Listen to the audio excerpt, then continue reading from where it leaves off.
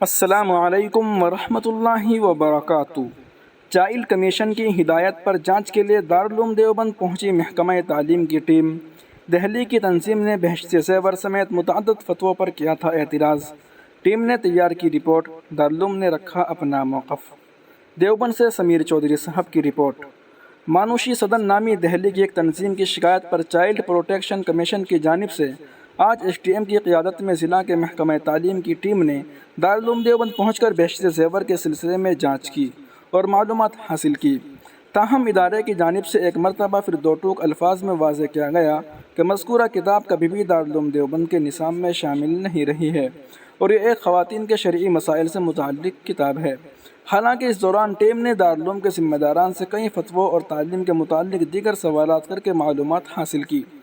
بدھ کو child protection commission کی ہدایت پر S T M Deoband Sanjeev Kumar کی قیادت میں C O Ram Karan Singh, D M O S Yograj Singh, D S O doctor Vinita, B A O doctor Sanjay Dabral پر مشتمل ٹیم دارالعلوم دیوبند پہنچی۔ اس دوران ٹیم نے دارالعلوم مہمان خانے میں ادارے کے نائب محتمم مولانا عبدالخالق مدراسی اور صدر المدرسین مولانا سید ارشد مدنی سے ملاقات کی۔ ٹیم نے چائلڈ پروٹیکشن کمیشن کے ذریعے موصول ہونے والے نوٹس پر مشہور زمانہ مصنف حضرت مولانا اشرف علی تھانوی رحمۃ اللہ علیہ کی تصنیف بہشت زیور کے بارے میں معلومات حاصل کی۔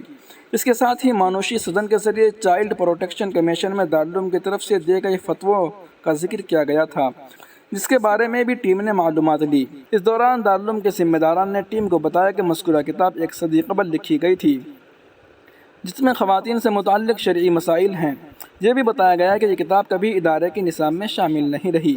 تاہم اس دوران ٹیم نے ادارے کے ذمہ داران سے بند کمرے میں دیگر تعلیمی امور پر گفتگو کی۔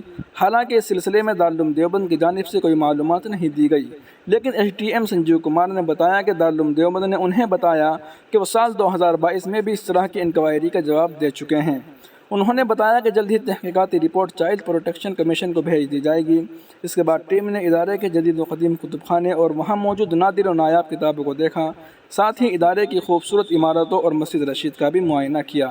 اس دوران مولانا اسد قاسمی، مفتی ریحان اور سید وجاہت شاہ نے ٹیم کی رہنمائی کی اور انہیں دارالعلوم دیوبند کی تاریخ سے روشناس کرایا۔